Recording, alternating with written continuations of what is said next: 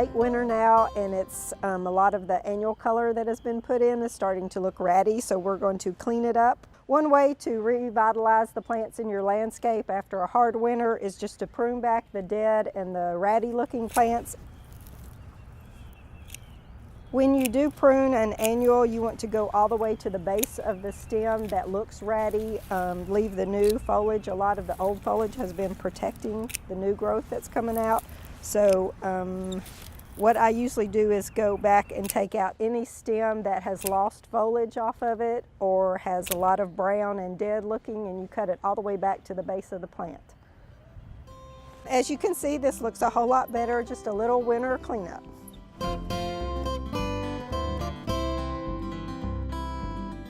Thanks for watching. We have other quick tips. Just subscribe below.